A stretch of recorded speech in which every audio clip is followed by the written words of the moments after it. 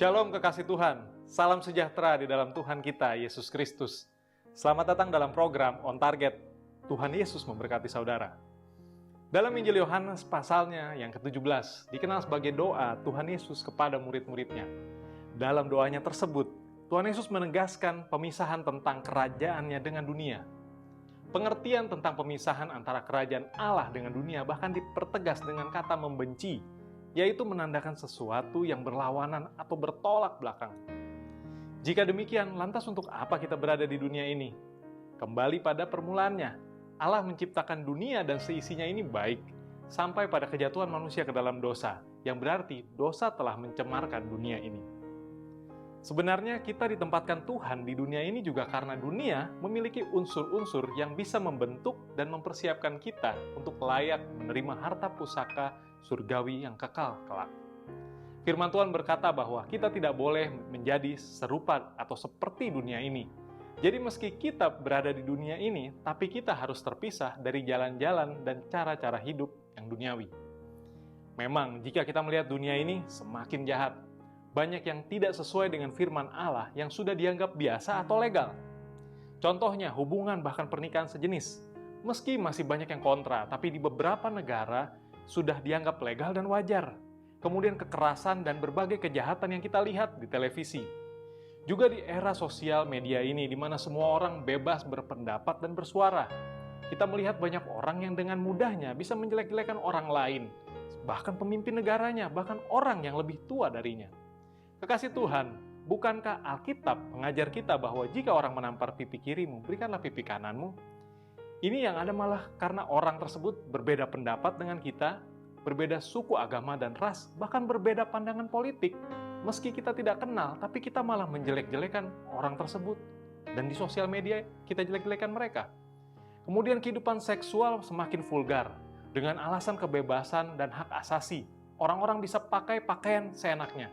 Bahkan menyaksikan sesuatu yang cabul pun dianggap wajar. Oleh karena itu, tidaklah mengherankan jika orang tua saat ini akan menjadi sangat protektif terhadap anak-anak mereka. Sehingga mereka yakin bahwa anaknya harus berada di lingkungan sekolah Kristen dan bahkan harus dididik secara homeschooling.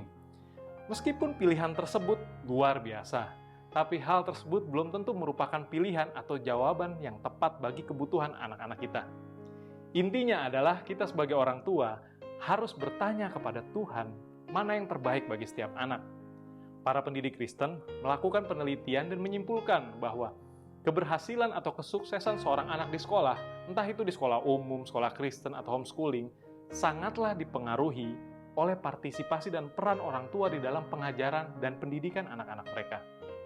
Orang tua mungkin ada yang berusaha memagari kontak anak dengan dunia ini, tapi selain kita mau melindungi mereka supaya tidak mengikuti hal-hal duniawi, sebenarnya di satu sisi kita juga ingin mereka bisa mengatasi kuasa-kuasa jahat yang ada di dunia. Bagaimana kita mengajarkan mereka untuk menang di dunia kalau mereka saja tidak pernah merasakan hidup di dunia? Contohnya, Musa dan Daniel adalah contoh orang-orang yang bisa mengatasi situasi dunia yang jahat di sekitarnya. Musa dari sejak lahir sampai disapi sekitar umur 5 tahun, dirawat dan dididik oleh ibunya yang merupakan orang benar. Artinya, tahun-tahun awal kehidupan Musa sangatlah penting sebagai fondasi. Setelahnya Musa menerima pendidikan utamanya di Mesir, bergaul bahkan hidup di Mesir, yang merupakan tempat yang sangat tidak saleh atau sangat duniawi pada saat itu. Tapi Musa berhasil mengatasi dan tetap berdiri sebagai orang benar. Bahkan ia malah menolak semua harta kekayaan dan segala tawaran kehidupan di Mesir, dan malah sebaliknya, ia mengikuti Allah. Kemudian Daniel, pada masa remajanya hidup sebagai tawanan di Babel.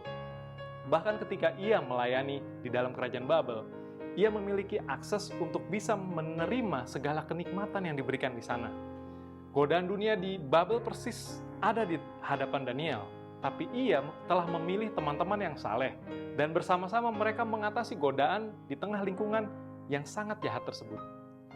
Khususnya sebagai orang tua, tentu kita harus melindungi anak-anak kita dari segala kejahatan di dunia ini.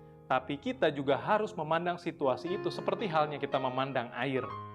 Air berbahaya karena seorang anak itu bisa tenggelam dalam air. Tapi solusinya bukan berarti dengan menjauhkan anak-anak dari air. Karena mereka juga perlu air untuk minum, untuk mandi, dan juga untuk bersenang-senang dan berenang. Jadi jawabannya bukanlah dengan menghindari air, tetapi mengajarkan mereka untuk berenang. Kesimpulannya adalah setiap anak harus dilatih untuk mampu mengatasi dan hidup berkemenangan. Bukan dari dunia ini sebenarnya berbicara mengenai mengikuti Kristus.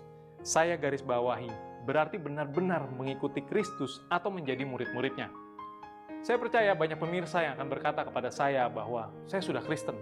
Ya, saya sudah terima Tuhan Yesus. Ya, saya sudah ditebus dan diselamatkan. Ya, tapi pertanyaannya adalah, apakah saudara benar-benar mengikut Kristus? Apakah saudara benar-benar mengikuti segala hal yang Kristus ajarkan, termasuk dalam kehidupanmu? Yesus berkata, serigala mempunyai liang dan burung mempunyai sarang, tapi anak manusia tidak mempunyai tempat untuk meletakkan kepalanya.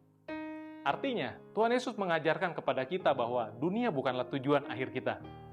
Jadi, kalau kita melakukan segala sesuatu, bahkan termasuk melakukan segala kebaikan dan semua yang diajarkan dalam Alkitab, tapi jika motivasi utamanya adalah untuk menerima segala sesuatu yang ada di dunia ini, maka saudara sedang melakukan sebuah kesalahan yang besar. Mari pertama-tama kita ubah pola pikir kita, selaraskan kembali dengan kehendak Allah. Setelah kita percaya dan beriman, maka kita harus berperilaku dan berpikir seperti Kristus. Keselamatan kita bukanlah karena iman yang pasif, yaitu sekali percaya saja kemudian kita tenang-tenang saja. Tapi kita harus memiliki iman yang aktif, yaitu iman yang disertai dengan perbuatan. Kata kekudusan berarti dipisahkan dari dunia. Artinya kemudian kita menjalani kehidupan yang terpisah dari dunia. Artinya kita hidup seperti Kristus. Dan bersama-sama dengan Kristus, saudara dan saya bisa mengalahkan dunia.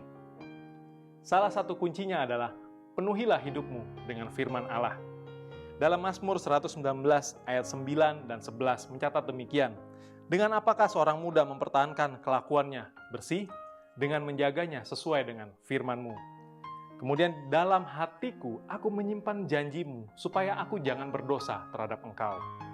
Mari kekasih Tuhan, tetap setialah di dalam Tuhan. Jadilah pengikut Kristus yang setia. Hiduplah menjadi terang bagi dunia. Tuhan Yesus memberkati. Sampai jumpa dalam program On Target selanjutnya. Haleluya. Amin.